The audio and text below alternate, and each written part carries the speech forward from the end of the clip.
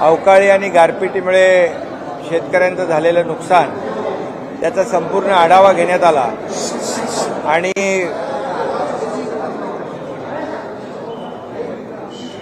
यापूर्वी सर्व जिल्हाधिकारी आणि विभागीय आयुक्तांना सूचना दिल्या होत्या पंचनाम्याच्या। युद्ध पातळीवर पंचनामे होत आहेत। त्याचबरोबर 3 हेक्टरपर्यंत शेतकऱ्यांना नुकसान भरपाई देण्याचा निर्णय झाला आहे। एकंदरीत सगळा अहवाल आल्यानंतर शेतकऱ्यांना नुकसान भरपाई दिली जाईल। शेतकऱ्यांच्या पाठीशी हे सरकार उभं आहे। झालेलं नुकसान मोठं आहे आणि त्यामुळे शेतकऱ्यांना सरकार वाऱ्यावर सोडणार नाही, शेतकऱ्यांना मदत ते करेल अशा प्रकारची चर्चा आज कॅबिनेटच्या बैठकीमध्ये मंत्रिमंडळ बैठकीमध्ये झाली। शेतकऱ्यांचं झालेल्या नुकसानाला आजच्या बैठकीमध्ये सर्वांनीच आमच्या मंत्रिमंडळातील सहकार्याने आणि शासनाने प्राधान्य दिलेलं आहे। संबंधित सर्व पालकमंत्र्यांना देखील सूचना केलेल्या आहेत की आपापल्या जिल्ह्यामध्ये झालेलं जे काही नुकसान आहे त्याचे पंचनामे तर सुरू आहे, परंतु संबंधित विभागातले अधिकारी आणि आपण स्वतः त्या ठिकाणी भेट द्यावी आणि आपल्या शेतकरी बांधव भगिनींना दिलासा द्यावा अशा प्रकारच्या देखील सूचना दिलेल्या आहेत। आणि नक्कीच यामध्ये यापूर्वी देखील जेव्हा जेव्हा शेतकऱ्यांचं नुकसान झालं अवकाळी गारपीट मुळे त्यावेळेस सरकारने मदत केली। याही वेळेस 2 हेक्टरऐवजी 3 हेक्टरच्या क्षेत्रफळाला शासनाच्या वतीने मदत होईल। सगळे पंचनाम्याचा एकत्रित आढावा घेतल्यानंतर ही देखील मदत तात्काळ दिली जाईल।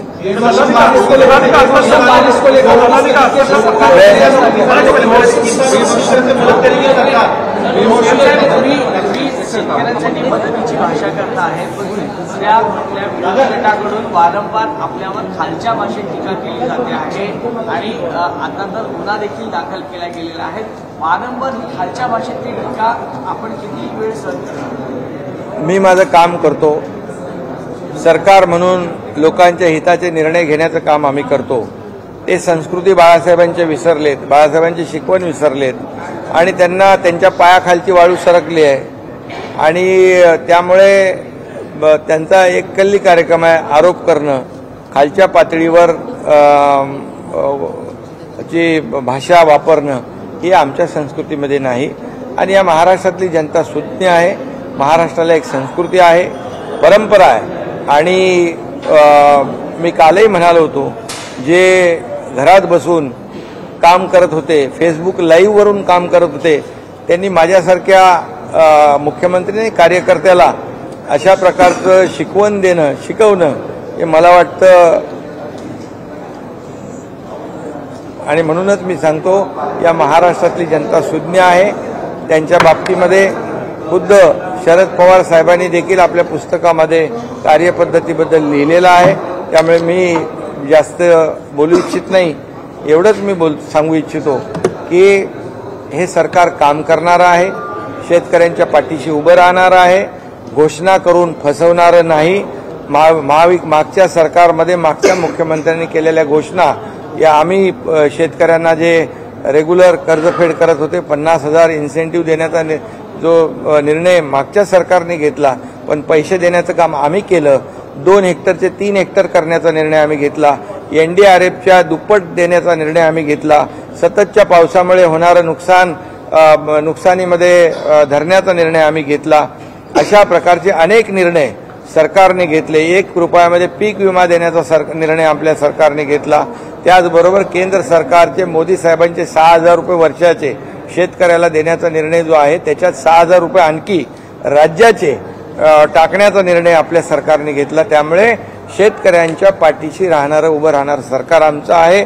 शेतकऱ्यांना वाऱ्यावर सोडणारं सरकार आमचं नाही, फक्त तोंडाला पानं पुसणारं सरकार नाही, ते पूर्वीचं सरकार होतं आणि हे शेतकऱ्यांना देखील माहिती आहे। आणि सर्व पालकमंत्र्यांना देखील सूचना दिलेल्या आहेत। प्रत्यक्ष झालेलं नुकसान, होणारे पंचनामे याच्यावर आपण स्वतःहून देखरेख ठेवावी, लक्ष ठेवावं, जेणेकरून शेतकऱ्यांना झालेलं नुकसान मोबदला वेळेवर मिळेल।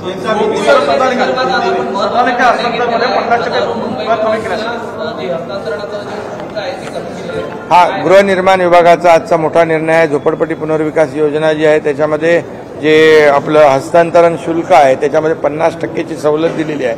मुंबईतल्या लाखों लोकांना त्याचा फायदा होईल, मुंबईकरांना फायदा होईल. सीएम साहब, किसानों को किस तरीके से मदद मिली और आपके ऊपर किस तरीके की टिप्पणी की जा रही है उसको कैसे देखते हैं? किसानों को आज के मंत्रिमंडल बैठक में ये जो गारपीट है, बेमौसमी बरसात है, उससे जो नुकसान हुआ है उसके बारे में चर्चा हुई, उसको ही प्राथमिकता दी थी. और यहाँ पर आज ऑलरेडी पहले ही पंचनामे करने के आदेश दिए थे, वैसे पंचनामे हो रहे हैं और 2 हेक्टेयर की जगह पर 3 हेक्टेयर का नुकसान भरपाई देने का ही निर्णय हुआ है. और पूरा आंकड़ा आने के बाद यहाँ पर किसानों को तत्काल नुकसान भरपाई सरकार के माध्यम से मदद मिलेगी. ये सरकार किसानों के पीछे खड़े रहने वाली सरकार है. जब जब ऐसे संकट में किसान आए तब तब सरकार उसके पीछे खड़ी रही है. जैसे आपने देखा है कि सिर्फ हम बोलते नहीं तो करते हैं. पिछली अभी जो बोलने वाले हैं उन्होंने वादे किए, लेकिन उसके वादे पूरे करने का काम हमारी सरकार ने किया, ये भी आपको पता है. और इसलिए किसानों के किसी भी तरह से किसानों के पीछे खड़ी सरकार रहेगी.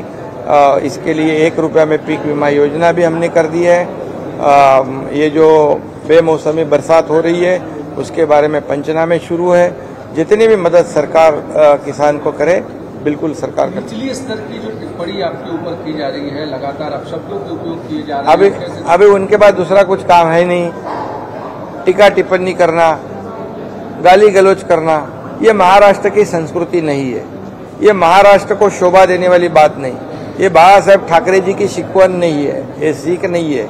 और इसलिए उनको काम धंधा नहीं है. वो टीका टिप्पणी करेंगे, हम हमारा काम करेंगे. हम सरकार जो है लोगों के हित का निर्णय लेगा.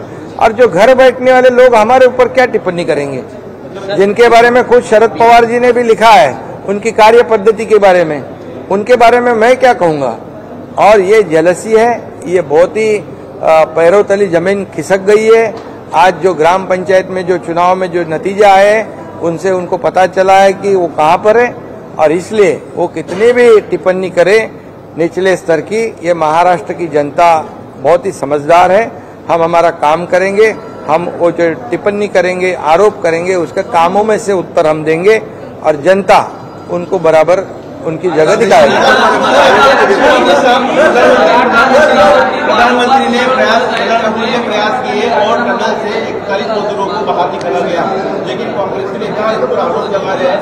जब मजदूर फंसे थे राहुल गांधी पूछ रहे थे कि प्रधानमंत्री किधर है, लेकिन प्रधानमंत्री ने मजदूरों को निकाला. तो कांग्रेस कह रही कि इसका एनडीए और बीजेपी क्रेडिट ले रही है. देखिए, ये 41 लोग ये टनल में से जिंदा बाहर निकलना, ये हमारे लिए सबके लिए खुशी की बात है. ये बहुत ही समाधान की बात है कि उनके परिवार कितने चिंता में थे. आज उनका ये इतना बड़ा जो टफ टास्क था, कठिन काम था, और ये कठिन काम डे टू डे मॉनिटर कर रहे थे हमारे आदरणीय प्रधानमंत्री जी. उनकी पूरी टीम जो है उस पर काम कर रही थी. वहाँ के मुख्यमंत्री स्वयं डे टू डे वहाँ पर देख रहे थे. हमारे उस विभाग के मंत्री गडकरी साहब वो भी खुद उसके ऊपर ध्यान दे रहे थे. और इसलिए अभी सौभाग्य से सबके मदद से एक कलेक्टिव सबके एफर्ट से ये बहुत ही सुखरूप बाहर आए हैं और उनकी जिंदगी बच गई है. इसके लिए सबको धन्यवाद देना चाहिए. जिन्होंने सहयोग दिया, जिन्होंने योगदान दिया, उनको सभी लोगों को धन्यवाद देना चाहिए, न कि ये क्रेडिट लेने वाली ये बात नहीं है. इतना ही मैं कहूँगा. मराठा आरक्षणासंदर्भात सध्या संभ्रम आहे. ओबीसी आणि मराठा एक वातावरण पेटलेलं आहे. अशा वेळेला कॅबिनेटमध्ये नेमकं काय झालं आणि येणाऱ्या अधिवेशनात आपण ठराव मांडणार की अध्यादेश मांडणार? सरकारची भूमिका मी वारंवार स्पष्ट केलेली आहे. सरकारची मराठा आरक्षण देण्याबाबतची भूमिका स्पष्ट आहे. ओबीसीला धक्का न लावता, ओबीसीचा आरक्षण कमी न करता अन्य कुठल्याही समाजावर अन्याय न करता मराठा समाजाला टिकणारं, कायद्याच्या चौकटीत बसणारं आरक्षण देण्याची भूमिका सरकारची सुरुवातीपासून राहिलेली आहे. आजही तीच भूमिका आहे. त्यामुळे कुणी संभ्रम किंवा चिंता करण्याची आवश्यकता नाही. ओबीसी समाजाला देखील मी हेच सांगू इच्छितो की कुठल्याही परिस्थितीमध्ये संभ्रम मनामध्ये ठेवू नका. आणि भुजबळ साहेबांचं देखील म्हणणं तेच आहे की मराठा समाजाला आरक्षण देताना ओबीसीवर अन्याय होऊ नये ही भूमिका ज्यांची भुजबळ साहेबांची आहे ती सरकारची भूमिका आहे. आणि म्हणून तर देवेंद्र फडणवीसजी जेव्हा मुख्यमंत्री होते तेव्हा सरकारने आमच्या आरक्षण दिलं होतं. हायकोर्टाने कन्फर्म केलं, पण दुर्दैवाने सुप्रीम कोर्टामध्ये रद्द झालं. याची जबाबदारी कोणाची आहे, याला जबाबदार कोण आहे यावर मी आता बोलू इच्छित नाही. परंतु मराठा समाजाला टिकणारं, कायद्याच्या चौकटीत बसणारं आरक्षण देण्याची जबाबदारी सरकारची आहे आणि त्याच्या